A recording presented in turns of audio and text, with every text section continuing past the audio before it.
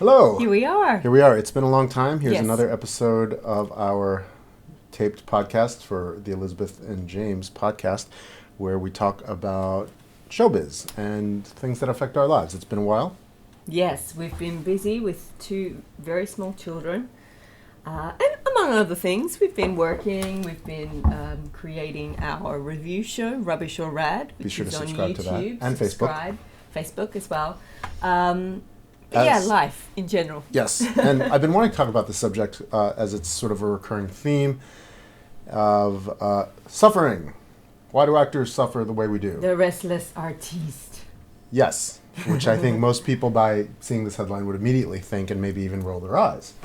And rightfully so. A lot of actors can be a bit of a bore and whine and whinge and complain a little bit too much and have lack of perspective. However, that being said, there is something going on with this town, with this profession, with this craft. It is three things right there that are unique to what we do. While every country makes movies, we're talking particularly about Hollywood, the Mecca, the birthplace of film. This land where, 1% of every city migrates to sort of make it, as they say, in this craft that is 100 years old. Yes, of it's very filmmaking. different. Acting and performing, of course, are millions of years old, as early as mankind. But show business, as we know it, is really kind of a two-generational thing. Yes, and it's also quite different to, being a thespian, being, a performer in those terms. Now it's a lot more involved in terms of the business side, in terms of the competitiveness, and just in terms of, the kind of work that is on offer to an actor and what some actors are offered compared to others, and how that can differ and certainly play on an actor's confidence. Now, just to get the disclaimers out there too, of course, every job is stressful, every job is meaningful to them, and every art has its merits and its own difficulties with business, whether you're a musician or a visual artist or a dancer, a performing artist, whatever. And then there's, lawyers, doctors, social workers, every teachers. Everything's challenging. Everybody suffers. We all know that. In this particular show, we're talking about show business. It's what we do. It's what we know. And I just want to get down to the nitty gritty of what's it's symptomatic of anybody who lives in this town or does what we do. There is a high and a low to this lifestyle. There is a kind of reap the rewards, suffer the drought kind of thing that happens. The ups are very up and the downs can be really down. Right. And everybody's different with like the level of success they might have attained. It's all and relative. One year you could have a great year, the next year could be dry, whatever. Your roommate could be killing it and you could be, you might not even be able to get an agent. Whatever's happening. There's so many different levels. All the way up until it's award season right now and you see all these actors, some people are just like killing it and they know how to give a good speech and they know how to speak to the press and you just look at them and you're like, wow, they're having the time of their life. Then you see other winners and they just look so terribly uncomfortable and so uneasy with themselves, and you could just tell like, wow, that dude or that gal is just suffering. You could just see it, and they're so uncomfortable and they don't want to be there, but then they do want to be there. They do, because what artist doesn't need validation, even though you say you don't? And that's kind of some of the things that I'm talking about with this suffering. Like, okay, we're in some regards veterans. We've been in this business for over 20 years, almost about 25 years, really, from the very first time we got an agent and started auditioning professionally. Yes. So we've been doing this. I started in Australia, so not in Hollywood per se. You started in New York. Yeah, roughly 25 years ago for the both of us, the same age. She was like in high school, I was in college, and it was the mid-90s, but whatever, we don't talk about that. We don't have to mention We don't have to get into specifics about how long we are actors after all. We're point ageless. Is, we've made a living at this business and worked in parallel pockets of side jobs like, writing, producing, directing, stunt coordinating, production managing, DP, editing. We've been in this business on waitressing. Yes, some sport jobs. Interesting for sure. I just directed a segments for the trashiest TV show on television, and paid our rent, so I'm happy. Yeah. But there is this universal kind of suffering going on, and that's kind of what I want to explore. It's the obvious things that would affect anybody. Of you go on auditions, you do or you don't hear anything. There's no call and response like anything else. For example, I grew up playing sports. You prepare and prepare and prepare for the big Friday, Saturday game. You go to the tournament, the game, the match. You play your heart out. It's like a 2 to 3 hour event. You win or you lose, but you know why you won and you know why you lost. Right. There is a very obvious thing that you reflect on throughout the weekend. That guy beat me. He was obviously taller, stronger, faster, better, more skilled, more prepared. I need to work on this, and that. And I won't feel so crummy next weekend. Whatever. There's an immediacy. No matter how hard you worked, there's obvious answers. And with this business and this art, people are auditioning their hearts out and waiting for the phone to ring, and it whether they get it or not, there's just like so many moments of you're on hold or avail, as they say, or pinned, which means it's like down to you and a handful of other people, like maybe 3 to 4 other people are all pinned or on avail, and you're like, oh man, so they're really considering me. And 3-4 days could go by and you don't hear anything, or your agent calls and they say they released you. You didn't get it. Yeah, sometimes you just don't. Obviously, like you said, just don't hear anything at all, and the shoot date comes and go, and then you're like a couple of days after, okay. But it was a little. I didn't get this. It drizzled at 9 a.m. Maybe they postponed the shoot. Or maybe it's they're waiting for a location that fell through. They could call me in 2 weeks, surely. I just saw somebody post on Facebook, casting call for this amazing role, for this amazing studio film, very specific type of person. Who do you know? And somebody tagged a pretty working actor, and her response was, auditioned for it months ago, I guess I didn't get it. Oh. You know what I mean? Social media is a whole other level. How awful. Yeah, and like she was like the first person somebody thought of. It's like, you'd be perfect for that role. She's like, well, yes, I am perfect. And that opens up a whole other thing. Like, so many times, I can only speak for myself, I've auditioned for things that on paper, I am reading my autobiography. It is me, the physical description, all the way down to the accent sometimes, for an Australian woman. And, I see the audition and I think, yes, this is perfect for me. I'm going to book it. And sometimes I don't. And there's that unknowing of, okay, so on paper this was exactly me. So what was it that made me not get the role? And obviously there are a lot of factors that come to play, but as actors do very well, they look at themselves, what they did wrong, what might have caused the producer to deny them for the role. And if you're an actor, you get this entirely. If you're not an actor, what might be a little confusing to you is just how much this hurts on a recurring basis. For example, this is like, if you're auditioning a lot, it could be a weekly thing that you go through. When you get the audition, a lot of actors who have been in this a long time, they don't go, hooray, I got an audition. They go, oh shit, I got an audition. Because they know they're about to go through the cycle again. This roller coaster of emotions that you go through again and again and again.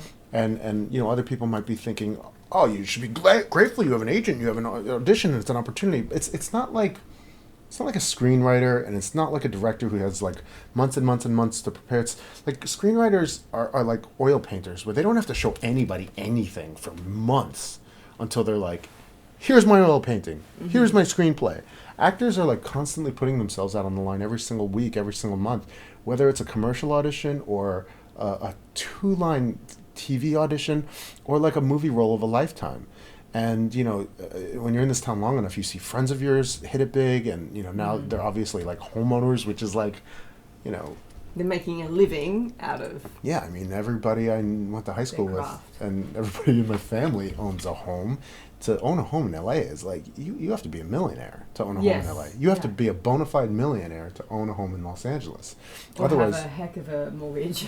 Yeah, and our rent is essentially the rest of America's equivalent to a mortgage. Right. So like we just haven't ever been able in that position yet, or actually the one time we kind of were, we made a movie instead. That's what I'm talking about. The stupid decisions or the passionate decisions Passionate's artists a better turn make. of phrase. I want to ask you this. So, an interview with Ryan Gosling, there's our 4-year-old trying to go to sleep, little one. An interview with Ryan Gosling, he quoted somebody and he said, there was this Don Quixote syndrome.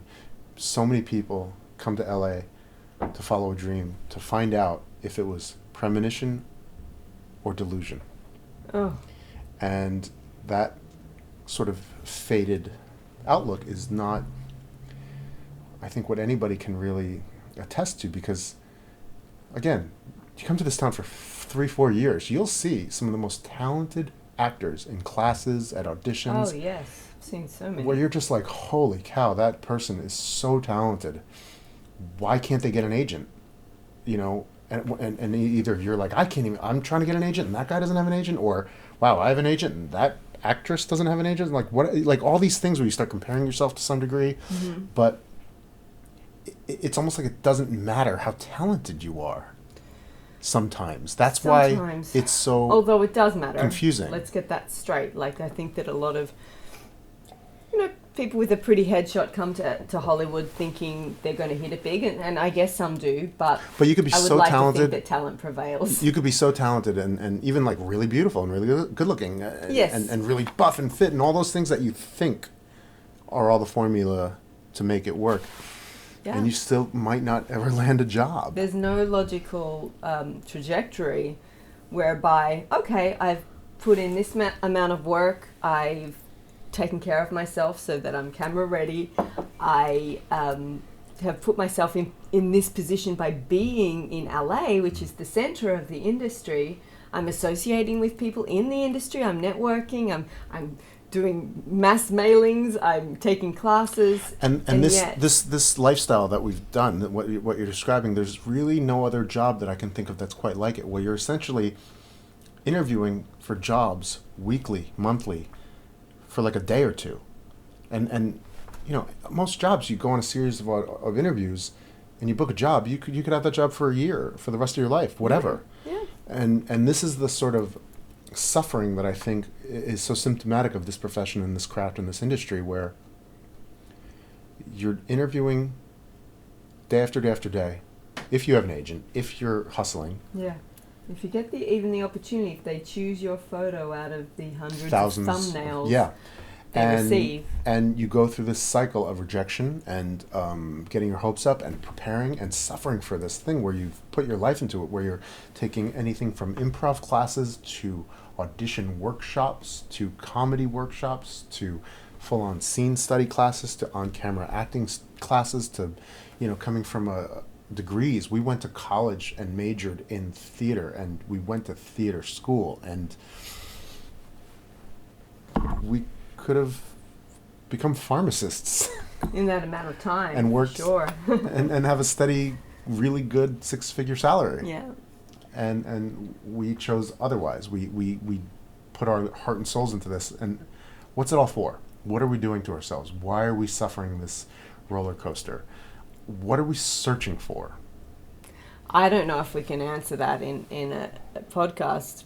I think that's going to be an ongoing thing. I really remember I was about 14 and it was one of my first jobs, and I was on this show in Australia, and one of the actors, he was quite a seasoned performer and he was much older than I was, and he was talking to me at the age of I think I must have been 14, maybe 16, talking to me as an equal, really, as an actor. And he said, I've really had to reflect on myself and think about why it is I'm doing this. Like, what is it in me that's seeking this kind of attention, that's seeking this kind of validation?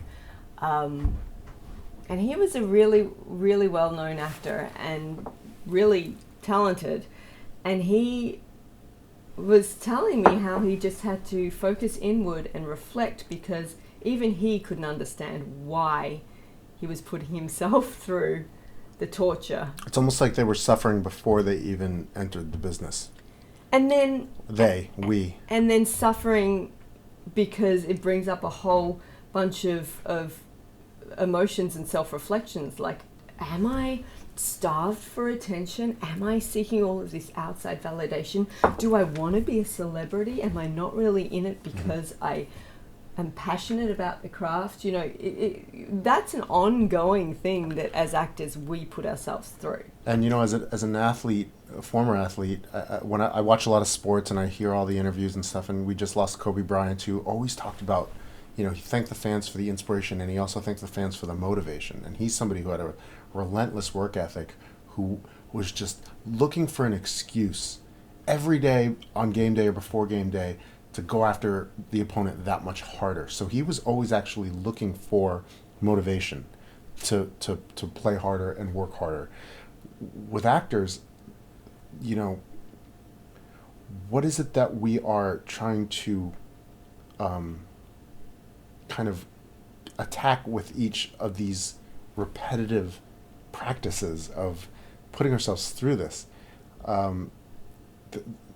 What is our motivation and our inspiration that feeds this beast? He had a beast that needed to be fed. Yeah. And he was just like, oh, I can't, he loved when somebody talked trash about him, because then that gave him the motivation to score 50 points on him. Like, what is this motivation that artists, particularly actors, as I keep having to qualify that, I'm going to stop doing that. What do actors need to prove? I mean, I don't know if there's one answer for that, and I don't know if you can generalize it to all actors. I mean, certainly, as I said before, when you book a job, it's like elation. It's validation for sure, and it's also, wow, this could be the opportunity that leads me to the next thing, then that leads me to the next thing, and I better not give up because I am this close to cracking that job that will open up a whole world of opportunity for me. And that does happen, and I do honestly believe that persistence and tenacity counts for something in this industry, and you will chip away and you will gain experience and get more and more jobs as it goes on. But I think it's that celebrity, that kind of success as we see it in Hollywood, that motivates a lot of people to keep going. There's two things that I understand. There's the thing that motivates me, and then there's I understand comedians and comedy, that immediate call and response of, like, you tell a joke, you get a room full of people laughing, and that rush, that immediate validation. It's like theater for actors, for theater, sure. Yeah. Where you know, even if you're not doing comedy in theater, you can feel the energy with the audience. You become this like unified organism. It's really palpable. We come from theater. But with comedians, I watch a lot of comedy, and I talk to a lot of comedians, and I listen to a lot of interviews. They are really motivated by that immediacy and that immediate validation. It's a bit of a rush, as you can imagine. You tell a joke, you get a laugh. You could just be at a dinner party and get off on that. So when they're performing and giving, whether it's the immediate live shows or doing a movie, you know, there's this like purpose of bringing joy and spreading laughter, and it's healing for them, because a lot of them have effed up lives, and a lot of them are coming from a lot of pain, and they need this constant medicine of making people laugh and you know, sort of giving their own pain medicine. That I understand in a lot of ways. I'm not a comedian, but I thoroughly understand that. It makes perfect sense to me. Sad clown thing that they talk about. Mm-hmm. Now, you know, dramatic actors or people who are just like, I was the homecoming king and queen, and I'm handsome and I'm good looking, so I'm going to make it because everyone said I'd be famous. I don't understand that. People who do reality shows, I don't understand that. I don't seek to understand that. People that just want to be famous, I don't understand that, because, like, what I fell in love with was the work. Me personally, what has always motivated me was it was always tied into a bit of social commentary in a lot of ways, and a lot of social impact. You know, for me, I grew up starting just loving adventure movies and action movies and sci-fi movies, and like everybody else. Little did I know that all of those had social commentary in them, like, you know, Star Wars or whatever. There's a lot of social commentary in there, which you don't realize until you're older. But for me, movies that whether it was like making a film like, say Boys in the Hood, when I was 15, I saw that film and how much that meant to that community. The social relevance and impact, that was something that just like rocked my world. Down to like American History X came out like a year later, and that social commentary, and that rocked my world. And then I was just like, wow, the power of filmmaking. Doesn't have to be boring documentaries to shove down your throat. This is what matters. This is what's important. You could tell this amazing story and impact people's lives with like telling a story in a fictional way that is just elegant and beautiful and powerful and resonates with young people. And that's what sort of set me on a trajectory as a filmmaker. And then as an actor, very much in the same time period, I saw Dragon the Bruce Lee story, obviously growing up as a Bruce Lee fan, but seeing the biopic of him actually is what made me be like, wow, an actor got to play him and tell his story. And not only am I seeing the man, the myth, the legend being honored 35 years after his death in such a glorious way, but I'm also seeing a new young up-and-coming actor who's super buff and handsome and awesome get this huge Hollywood break and make it, you know what I mean? And I'm seeing this sort of double thing happening as a young a teenage boy. And that, as an actor, kind of motivated me in a lot of ways, where I'm seeing how important it is to see representation on screen all the way back in the 90s, and now that's like a hashtag, how that representation matters. Yeah. That's not a new thing, like... Well, it's come to the forefront, thankfully, now. Very much so. Yeah. But here I am 25, 26 years later, from high school, just being like, well, that was always a thing to me, that there's no representation. And I somehow, throughout the next few years of college, found the audacity in myself to think I was sort of worthy or meant to take up that mantle, or as like Barack Obama put it, it's a baton race. I felt worthy of grabbing that baton for a little bit of time and maybe saying, I'll have a go, and I don't know if it was the fact that at the time I had abs or people said I was handsome or whatever. I was motivated enough to start taking acting classes and then be like, you know what, I'm going to major in theater. But that's one thing. Like, I think that's kind of what's changed. Maybe over the years is just, a lot of actors are given that encouragement, but then they don't go off and study. They don't go off and explore the craft, and that's fine because a lot of actors have natural ability for sure. But I think that's kind of become an expectation of a lot of actors, that they don't really need to put in a whole lot of hard work and it will come to them. And then some years go by, and I've been guilty of this too, so it's not me casting judgment at all, because I've been guilty of this too, of just the years go by and the opportunities don't come, and you start to think, well, what's wrong with me? What happened? And that blind faith that you have in yourself, that you're going to make it, that you're going to... I was told as a young teenager that I would be a star. And I guess I believed it. And I'm not saying it won't ever happen still, but certainly I'm much more realistic about just wanting to be a working actor and making a living out of my craft. So I think that there's this blind faith that you have when you're younger in the industry, and that you just kind of... No, we're not rolling. Oh. When did it stop, I think? Let's let me check on quickly.